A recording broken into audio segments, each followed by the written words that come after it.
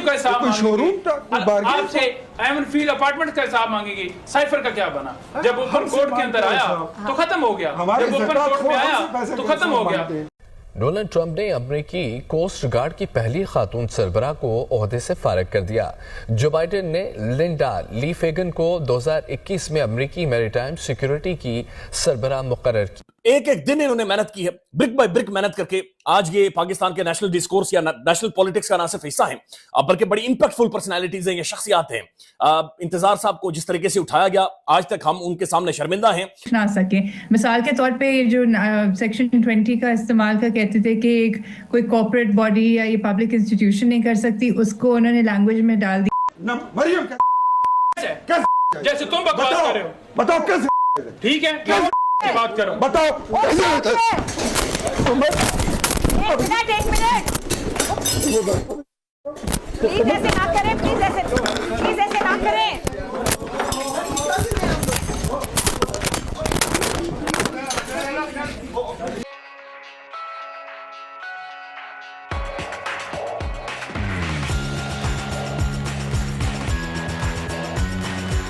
आप क्या अपनी रवायत की बात करें? आप तो केपी की बेइज्जती करवा रहे हैं, आप मेरे ऊपर बात करें। आप केपी के होकर पख्तूनख्वा की बेइज्जती करा रहे हैं। क्या आप एक करप्ट बंदे को जो है डिफेंड कर रहे हैं? आप एक मुहिब्बे वतन पाकिस्तानी के ऊपर बात कर रहे हैं, आप करप्ट आदमी को डिफेंड कर रहे हैं जिसने दोनों सिर्फ और सिर्फ किरदार उसका नहीं है, उस गंजे का किरदार नहीं है जो गौड़ा भाग गया था। इमरान खान डटा रहा, खड़ा रहा, भागा नहीं है। कौन है टेरियन? बताओ कौन? आप बताओ, आप बताओ। मरियम है, मरियम कैसे? जैसे तुम बकवास कर रहे हो, बताओ कैसे? ठीक है, क्या बात करो, बताओ। एक मिनट प्लीज ऐसे ना करें, प्लीज ऐसे ना करें।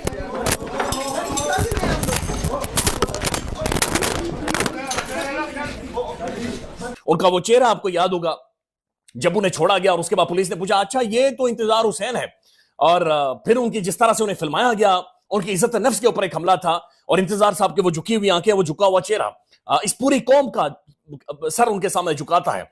जो बंदा सारी जिंदगी अदालतों के अंदर रहा, जो सारी जिंदगी एक वकालत पढ़कर आया, जो आइन और कानून की बातचीत, जो मेरे और आपके बुनियादी बेसिक राइट्स की बातचीत करता रहा, उसकी जिंदगी को ही उसकी यानी 15-20 दिनों के लिए, मेरे ख्याल में शायद इससे ज्यादा टाइम होगा, उन्हें गायब कर लिया गया, यानी उसकी जिंदगी पर किसी ने कब्जा कर लिया, उसका खुदा कोई और बन गया। अंदाजा लगा लें।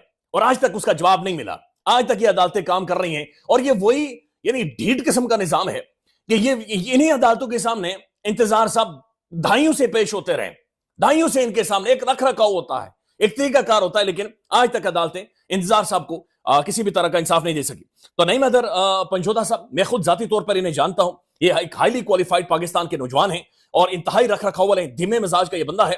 आजकल जाहिर है वक्त की जो हालात ऐसे बने हुए हैं कि इनके अंदर थोड़ी सी आ गई है कि जहां पर जज्बाती होकर टेलीविजन पर बातचीत कर देते हैं, लेकिन अगर आप कभी भी आपका लाइव इनके साथ इंटरेक्शन हो तो ये इंतहाई डिसेंट किस्म के नौजवान है, एक क्वालिफाइड डिसेंट जो जेंटलमैन होता है ये वो है। अब दूसरी तरफ है जनाब मुस्लिम लीग के इख्तियार वली खान साहब, अगेन अ वेरी प्रोमिनेंट शख्सियत, लेकिन ये हमलावर हुए नईम हैदर पंजोधा साहब के ऊपर, और ये हमलावर हुए उससे पहले ये क्या बातचीत कर रहे हैं वो मैं आपको सुनाऊंगा। उसके बाद नईम साहब ने 3-4 कान के नीचे बजाई हैं, ये पटकार मारे हैं और उसके बाद इन्हें धकेला है। ये एक अलग तरह की कदम बर्दाश्त है जो कि नजर आ रही है, यानी नून लीग डेस्परेट हो गई है। वो बंदा बैठकर बातचीत कर रहा है, सेंटर में बैठा हुआ है, लेकिन ये बातचीत करते हुए एक नाजेबा गुफ्तगू, और वो गुफ्तगू जो कि बड से शुरू होती है, बड रूम से शुरू होती है। टेरियन वाइट वो वाला केस या वो वाली मुबैना इमरान खान साहब की बेटी है जिसका जिक्र होता है, जिसके बारे में इस्लामाबाद हाईकोर्ट के मुअज़्ज़ज़ जजेस ये कहते हैं ये केस ही काबिल समाअत नहीं है, ये बात सुनने के काबिल नहीं है, ये मुअज़्ज़ज़ जजेस ये कह चुके हैं।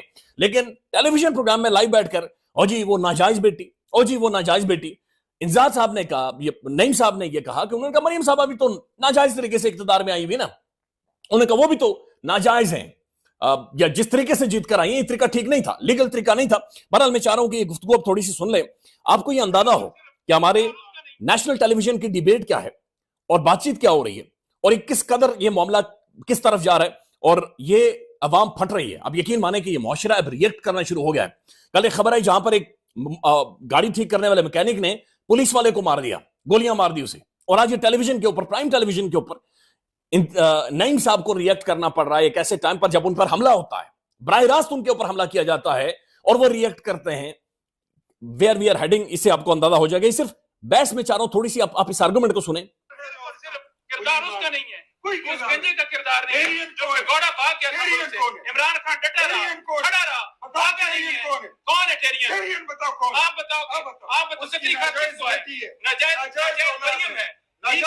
मरियम कैसे नाजायज? नाजायज है, कैसे नाजायज? जैसे तुम बकवास कर रहे हो। बताओ टेरियन कौन है? टेरियन कौन है? टेरियन कौन है? उन्होंने कहा वो नाजायज औलाद है। इन्होंने कहा मरियम भी तो नाजायज तरीके से नाजायज है। बहरहाल मेरे ख्याल में तासुर यही दिया उन्होंने, या मतलब यही होगा कि नाजायज तरीके से इख्तिदार में आई। देखिए मादी साहब के पाकिस्तान के अंदर, और ये बात दुरुस्त है, मियां साहब के बारे में मशहूर है, बल्कि साफी रिपोर्ट करते हैं वो क्यों मरी जाया करते थे, या बैनुल अक़वामी साफियों को लेकर क्यों मरी जाया करते थे। शहबाज शरीफ साहब के बारे में बहुत से ऐसी कहानियां मशहूर हैं। हमजा शहबाज माशाल्लाह थोड़ा सा शौक रखते हैं चीजों का, बहुत सारी चीजें बहुत सारों के हवाले से मशहूर है।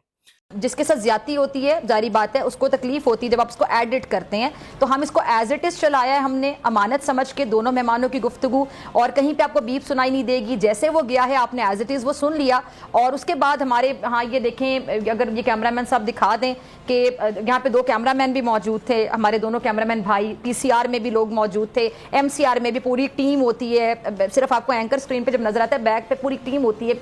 अब ये देखें स्क्रीन भी टूट गई, ग्लास भी टूट गए, चाय भी गिर गई, और ये अजीब सा एक माहौल बन गया था। तो मैं जाने से पहले सिर्फ ये रिक्वेस्ट करूंगी, ये बड़ा ही अनफॉर्चुनेट सा अजीब और गरीब सा वाकया पेश आया है। हम एक्सपेक्ट नहीं करे थे ऐसा होगा कि आप लोग डिसएग्री करें, आप लोग इख्तलाफ करें एक दूसरे की बात से, आप लोग जितनी मर्जी तनकीद करें एक दूसरे पर, फैक्ट बेस्ड बात करें, फैक्ट एंड फिगर पे जो बात मबनी हो वो बात करें, लेकिन एक दूसरे की ज़ातियात पे हमला ना करें। और ये देखें, मैं हाथ जोड़कर कहती हूँ कि आप लोग रोल मॉडल्स हैं, आप लोग टीवी पर आते हैं, जब आप लोग रोल मॉडल्स हैं तो आप लोगों को बाकी लोगों के लिए भी रोल मॉडल बनना है, और बाकी लोग भी आप लोगों को फॉलो करते हैं। तो आप लोग यंगस्टर्स को क्या पैगाम देंगे इस तरह करके?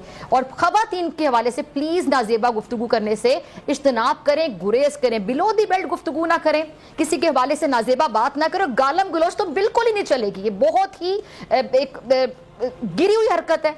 और मैं इस चीज़ की शदीद अल्फाज में मजम्मत करती हूँ। ये आज मेरे प्रोग्राम में भी जो हुआ, मैं इसकी बहुत मजम्मत करती हूँ, और माजरत के साथ ये सब कुछ हुआ और एज इट इज़ गया, क्योंकि ना तो एडिटिंग का टाइम था, और दूसरा जिसके साथ भी गलत होता है वो डेफिनेटली फिर एहतजाज करता है कि आपने इसको एडिट क्यों किया। पब्लिक इंस्टीट्यूशंस ऑफिशियल्स को आप कह रहे हैं कि अब इनको प्रोटेक्शन मिलनी चाहिए वगैरह वगैरह, तो बहुत सारी ऐसी शकें वो डाली गई हैं जो चीज़ें कर रहे थे लेकिन कानून में उसकी गुंजाइश नहीं थी, तो उसको अब एक कानूनी लिबादा दे दिया गया है। ये प्लेटफॉर्म्स की जो डेफिनेशन बदली गई है, और जो ये कहा गया कि इनलिस्ट कराएं, तकरीबन व्हाट्सएप के जो मेरा एडमिनिस्ट्रेटर हैं सबको जाएं, और कोई भी शख्स किसी को भी किसी तरीके से भी पकड़े कि कोई भी आईनी इदारे किसी जो है अदलिया या मसल्ह अफवाज के ख़िलाफ़ और किसी भी इस तरह के लोगों की ताकतवर लोगों के ख़िलाफ़ कुछ भी कहेगा, उसकी तशरीह वो करेंगे, और उसको अंदर भी किया जा सकता है, उठाया भी जा सकता है, उसका बंद भी किया जा सकता है प्लेटफॉर्म। ये सही है जी। देखिए, उन्होंने जो जिस तरह से डेफिनेशन बदली है, फिर उसमें ये भी कहा कि इनलिस्ट करना है प्लेटफॉर्म्स को, फिर जाहिर है कि जिम्मेदारी किन पे आयद की है कि उन किसके खिलाफ कार्रवाई हो सकती है। ऐसा नहीं कि कार्रवाइयाँ नहीं हो रही थी, या फॉल्स इन्फॉर्मेशन की बुनियाद पे भी FIRs नहीं कर रही थी, चाहे वो सहाफ़ियों के खिलाफ हो या और लोगों के खिलाफ हो। ये तमाम चीज़ें कर रहे थे पहले भी, इस वक्त और ज़्यादा मजीद इसके दायरा कार बढ़ा रहे हैं, सजाएं डाली हैं, ऑफेंस बढ़ाया है, प्रोसीजर्स बदले। जो NCCI हाल ही में डी नोटिफाई हुई थी, अब दोबारा इसमें डाल दी गई है, एक नई अथॉरिटी क्रिएट कर दी गई है, लेकिन ये भी वाजे नहीं है मेरी नज़र से। मैं दोबारा इसको देखूंगी कानून को, लेकिन सेक्शन 37 के जो पावर्स हैं जिसके तहत PTA ऑपरेट करता है, उसकी रिपील तो मैंने नहीं देखी, लेकिन मजीद एक अथॉरिटी और ज़्यादा कंटेंट कैटेगरीज बना दी गई हैं कि आप क्या नहीं डाल सकते, किस चीज़ की पकड़ होगी, और वो भी